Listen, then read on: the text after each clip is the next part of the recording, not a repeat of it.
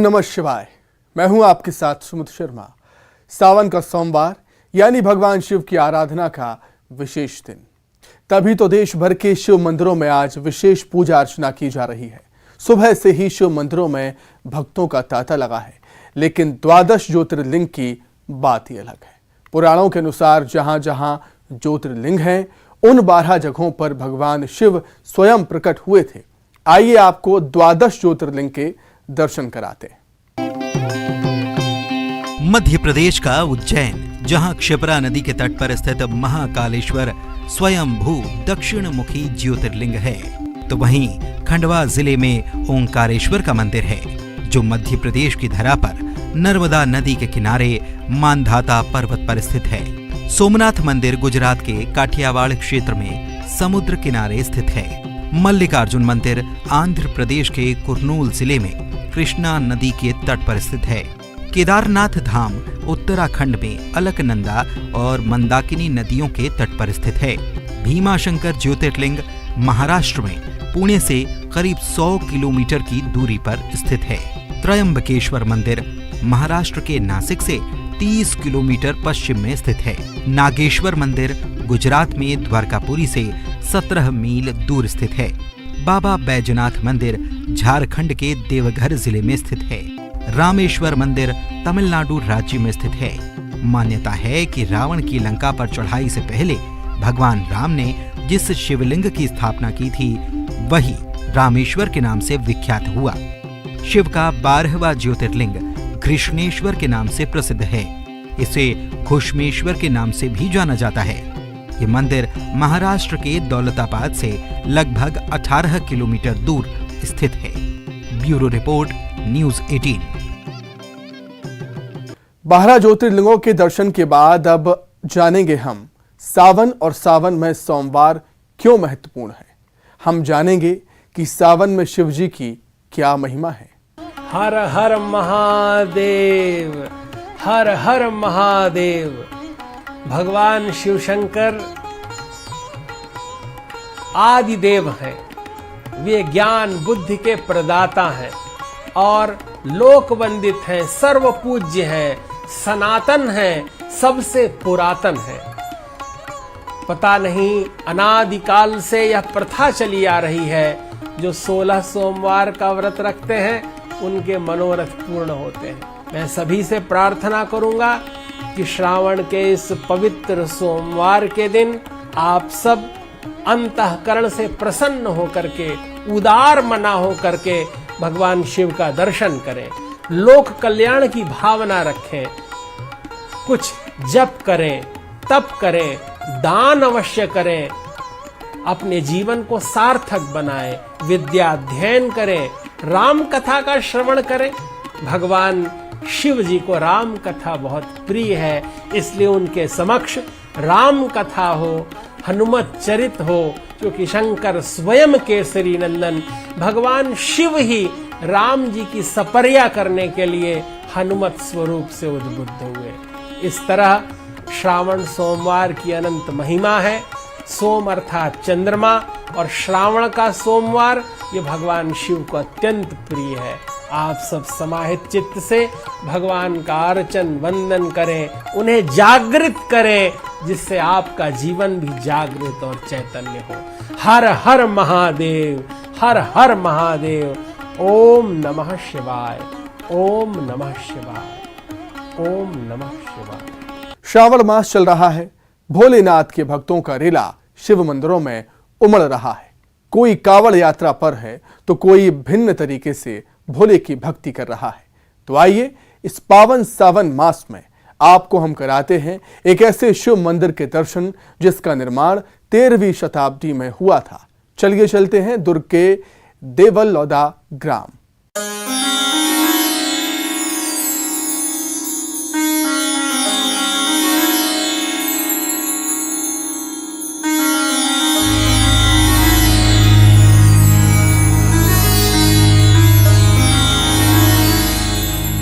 दुर्ग मुख्यालय से 25 किलोमीटर दूर है देव बलौदा धाम।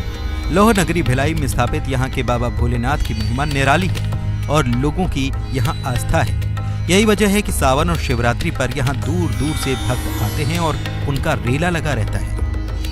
देव बलौदा शिव मंदिर में आप देख सकते हैं कि ये मंदिर की सीढ़ियां हैं जहां से लोग अंदर जाते हैं और उसके बाद में पूरे श्रद्धि भक्ति के साथ में भगवान शिव की आराधना करते हैं। ये जो मंदिर का जो निर्माण किया गया है वो पूरे पत्थरों से किया गया है और उसमें शिल्पकारी देख सकते हैं कि किस तरह से राजा महाराजाओं यदि जो हाथियों में चलते थे वो हाथी नज़र आ रहे हैं। यहाँ पर कुछ अलग अलग तरह की कलाकृतियाँ यहाँ पर नज़र आ रही हैं। देव बलौदा के पवित्र स्थल पर निर्मित हुए इस शिव मंदिर की अपनी विशेषता और खासियत है। आम मंदिरों से बेहद अलग इस मंदिर को देखा जा सकता है, जो मानो खजुराहो की याद दिलाता है। मंदिर का निर्माण 13वीं शताब्दी में कलचुरी शासन काल में कराया गया, जिसका निर्माण अधूरा ही रह गया और आज भी वैसा का वैसा ही है। आम मंदिरों की तरह यहाँ पर कोई गुंबद नहीं, पूरा मंदिर पत्थरों पर नक्काशी कर तैयार किया गया। हालांकि समय के साथ ये तस्वीर थोड़ी सी धुंधली है, लेकिन आज भी ये मंदिर अपना इतिहास बयां करता दिखता है। अभी हम देव बलौदा प्राचीन मंदिर के प्रांगण में बैठे हुए हैं और हमारे साथ में मंदिर समिति के सदस्य भी हैं, उनसे बातचीत करेंगे। पंडित जी, किस तरह से इसका प्राचीन इतिहास रहा? 13वीं शताब्दी में यह मंदिर निर्माण हुआ है, जो कि एक कलाकार को मतलब ग्रामीण को सपना में आया कि यहाँ पे एक शिवलिंग निकला हुआ है, धरती फोड़ से शिवलिंग निकला हुआ है। यहाँ पे मंदिर निर्माण के लिए उनको कुछ सपना आया। कहा जाता है कि जब इस मंदिर का कलाकार नग्न अवस्था में था, उसी दौरान उसकी बहन यहाँ पहुंची। शर्मिंदा होकर कलाकार ने पास बने कुंड में कूदकर अपनी जान दे दी। आज भी ये कुंड वैसा का वैसा है और इसमें पलने वाले जीव जंतुओं को कोई छेड़ता भी नहीं। अब ये कलश का काम कर रहा था, कलश का काम शुरू कर रहा था, तो खड़ा हो, अब ऊपर में जो खड़ा था तो देखा कि आज बहन टिफिन लेके आ रही है, तो अब वो बिना वस्त्र का है, तो बिना वस्त्र होने के कारण क्या है कि बहन के सामने तो खड़ा नहीं रह सकता, लज्जा के मारे इस कुंड में कूद गया है। राजा विक्रमादित्य के जमाने में तैयार हो रहे मंदिर के समीप जो कुंड है, उसमें एक सुरंग भी है जो सीधे वर्तमान में रायपुर जिले के आरंग तक निकलती है। कहते हैं कि जब कलाकार ने कुंड में कूदकर खुदकुशी की तो वो सुरंग के माध्यम से आरंग पहुंच गया। आज भी उसकी निर्वस्त्र मूर्ति वहां पर देखी जा सकती है। 40 फीट के नीचे में दाहिने साइड में एक सुरंग है, उस सुरंग में वो आगे निकल गया आरंग। तो आरंग में क्या है, आज भी भानदेव टेम्पल है बिना वस्त्र का, वहाँ पर उसका स्टेचू है। यहाँ गर्भगृह में करीब 10 फीट नीचे जाने के बाद शिवलिंग के दर्शन होते हैं। खास ये भी कि यहाँ पर कोई पुजारी नहीं, भक्त खुद आते हैं और पूरे श्रद्धा भाव से भगवान शिव का दर्शन पूजन करते हैं। यहाँ चढ़ावे के लिए भी कोई स्थान नहीं है। बहुत पुरानी मंदिर है। ये बताया जाता है कि ये मंदिर 13वीं शताब्दी की है और लोगों की मान्यता बहुत है। यहाँ पे जो बावली है ना, लोग उसका मछली भी नहीं खाते और यहाँ मतलब उसका पूजा पाठ बहुत अच्छे से करते हैं और ये गांव के लोग बहुत मान्यता रखते हैं इस मंदिर के लिए, बहुत ज़्यादा मानते हैं। मैं तो नागपुर से हूँ। अब मुझे तो यहाँ आने का पहली बार मौका मिला है और यहाँ बहुत अच्छा लगा, बहुत संतुष्ट हुआ। भोलेनाथ का दर्शन करके बहुत अच्छा लगा है, पहली बार आए हैं। क्या कुछ सुनते थे और कैसी वही है कि मनोकामना यहाँ पूर्ण होता है करके सुनते थे और दीदी बताती थी बहुत बार कि चलना नंदनी चलना जाएंगे ऐसे करके बोलते थे, लेकिन अभी आने का मौका तो नहीं मिला था, लेकिन अभी पहली बार मौका मिला है आने का। कई खासियत समेटे हुए आज ये मंदिर जो है वो छत्तीसगढ़ के धरोहरों में से एक है, जिसे छत्तीसगढ़ शासन सजाने और संवारने का कार्य कर रही है। महाशिवरात्रि के अवसर पर यहाँ पर 2 दिवसीय भव्य मेले का भी आयोजन किया जाता है, ताकि जो दूर दूर से भक्तगण यहाँ पर पहुँचते हैं वे न सिर्फ भगवान शिव के दर्शन कर सकें बल्कि मेले का भी आनंद उठा सकें। न्यूज़ 18 छत्तीसगढ़ के लिए दुर्ग से मिथिलेश ठाकुर।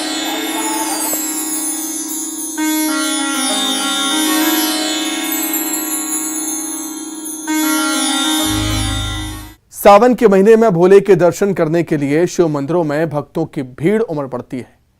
तो चलिए आज हम आपको छत्तीसगढ़ के पराली स्थित सिद्धेश्वर मंदिर लिए चलते हैं और साथ ही बताते हैं इस मंदिर के पीछे का इतिहास भी।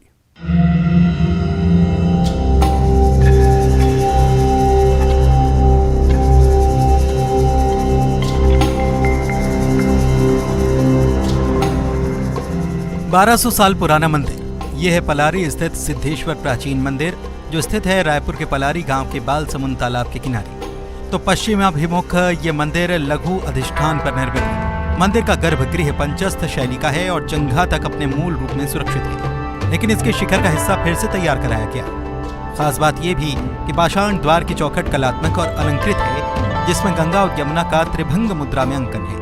इसके साथ ही सिरदल पर ललाट बिंब में शिव का चित्रण है, जबकि दोनों तरफ ब्रह्मा और विष्णु हैं। मंदिर के द्वार पर तराशे गए शिव विवाह का दृश्य अद्भुत है। इसके अलावा एक दिलचस्प बात यहाँ के तालाब से जुड़ी है। बताते हैं कि यहाँ का पानी कभी नहीं सूखता। ये भी बताते हैं कि मंदिर का निर्माण 6 मासी रात में किया गया और इस दौरान तालाब की खुदाई भी हुई थी। हमारे बुजुर्ग लोग बताते हैं कि ये बालसमुंद का जो तालाब है, इसका खुदाई बताते हैं कि ऐसा हुआ है कि नहीं तो हम लोग नहीं जानते। 6 मासी रात के समय बालसमुंद तालाब का खुदाई हुआ है। और ये भी मान्यता है कि जब बालसमुंद तालाब का खुदाई हुआ, उसके बाद उसमें पानी बिल्कुल नहीं था, तो परात में छोटे से बच्चे को डाल के इसके बीच में रखा गया। उसके बाद ये तालाब पानी से लबालब हो गया, इसलिए इसका नाम बालसमुंद पड़ा है। और सिद्धेश्वर महादेव का जो मंदिर है काफ़ी प्राचीन है। और ये जो दिख रहा है जो पचरी का निर्माण, ये 1961 में दाऊ मोहन राम की स्थिति में कलीराम के द्वारा निर्माण का जीर्णोद्धार किया गया। यहाँ के बुजुर्गों का कहना है कि कलीराम वर्मा नाम के शिकारी यहाँ पहुँचे और तब यहाँ घना जंगल हुआ करता था। उन्हें ही इस मंदिर के बारे में पता चला। इसके बाद उनके बेटे भूतपूर्व केंद्रीय मंत्री बृजलाल ने सन 1960-61 में इस मंदिर का जीर्णोद्धार कराया। मंदिर को राज्य संरक्षित स्मारक घोषित किया गया है।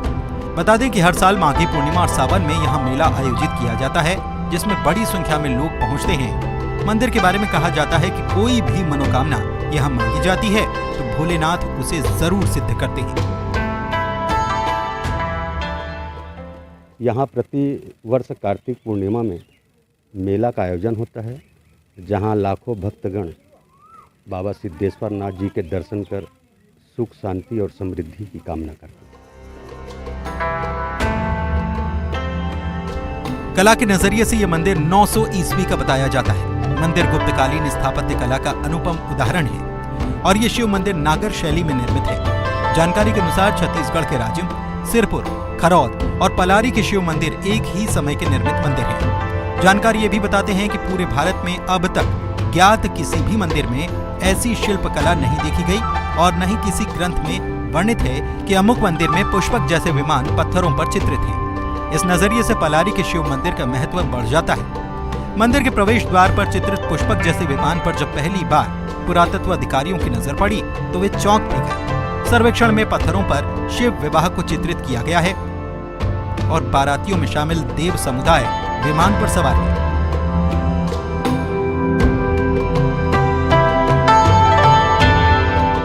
योगेश कुमार यादव, न्यूज़ 18, बलौदाबाजार। श्रावण महीने में देश भर में लोग शिव आराधना में लगे हुए हैं। ग्वालियर में भी सैकड़ों साल पुराने कोटेश्वर महादेव पर इन दिनों भक्तों का तांता लगा है। सिंधिया राजवंश ने इस मंदिर की पुनर्स्थापना की थी। मान्यता है कि यहां आने वाले भक्तों की सभी मुरादें पूरी होती हैं। आइए आपको बताते हैं भगवान कोटेश्वर महादेव की महिमा के बारे में।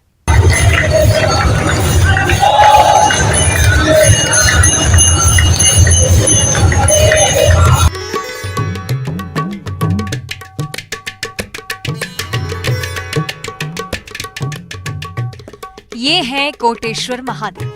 महादेव की नित्य प्रति ऐसी ही आराधना होती है। बाबा भी सबकी मनोकामनाएं पूरी करते हैं, तभी तो यहाँ पर बाबा के भक्तों का तांता लगा रहता है। सभी अपनी अपनी मनोकामनाएं लेकर आते हैं और खुशी खुशी घर लौटते हैं।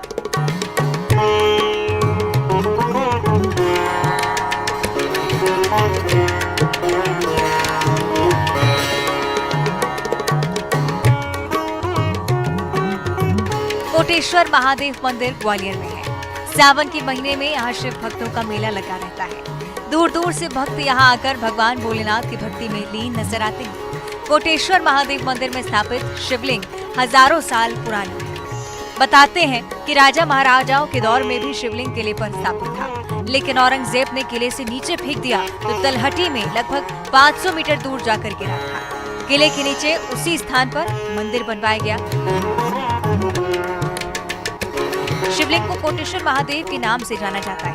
सिंधिया राजवंश ने सन 1880 में इसकी पुनर्स्थापना की।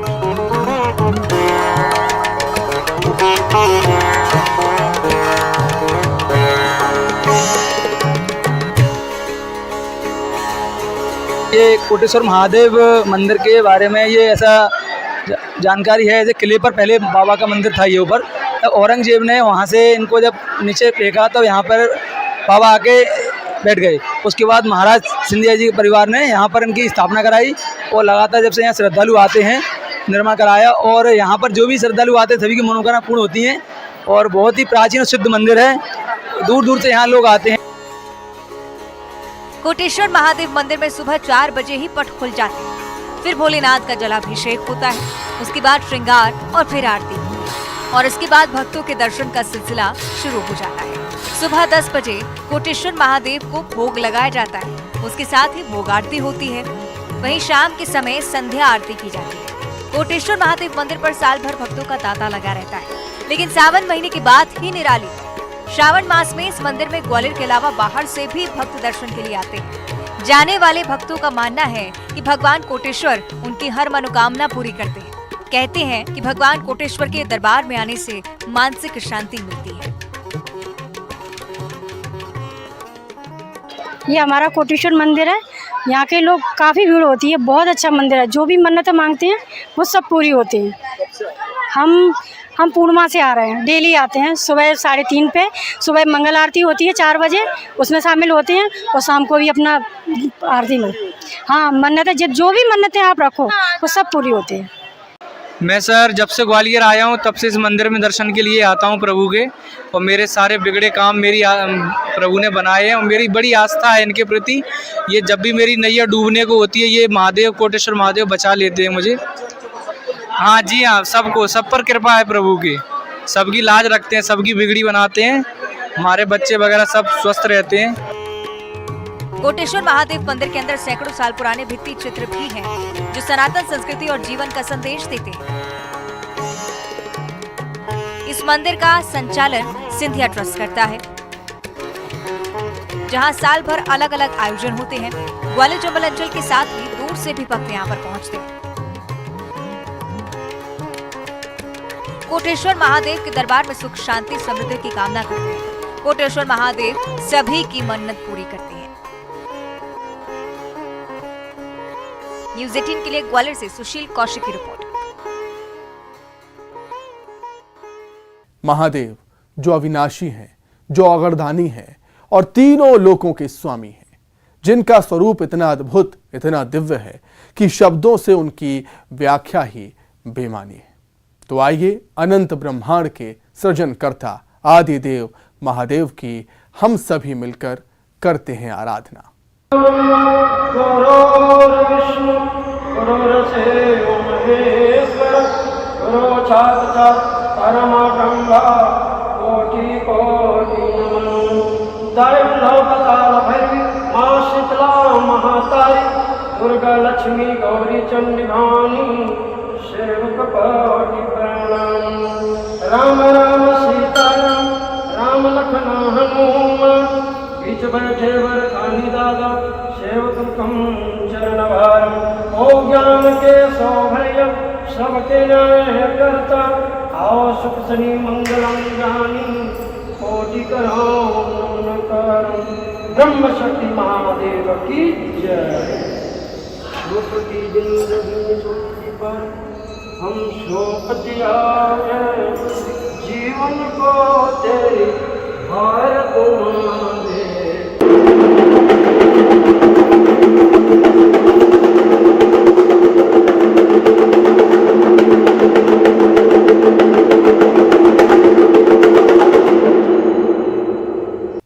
हमारे इस खास कार्यक्रम में फिलहाल इतना ही। हर हर महादेव।